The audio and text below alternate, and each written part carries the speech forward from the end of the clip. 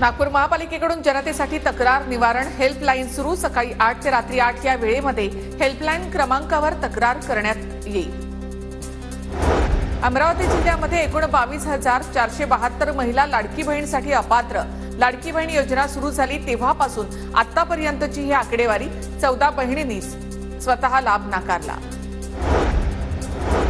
सोलापूरच्या करमाळ्यामध्ये शेतकऱ्यांनी अॅग्रिस्टिक योजनेची सीएससी केंद्रावर जाऊन नोंदणी करावी। तहसीलदार शिल्पा ठोकळे यांचं शेतकऱ्यांना आवाहन।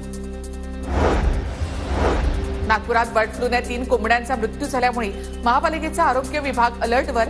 ताजबाग परिसरामधील घराघरामध्ये तपासणी सुरू। 14 संशयित रुग्णांचे नमुने आरोग्य विभागाकडून प्रयोगशाळेमध्ये पाठवण्यात आले। चंद्रपूरमधील बाबा आमटेंच्या आनंदवन प्रकल्पाला 75 वर्ष पूर्ण।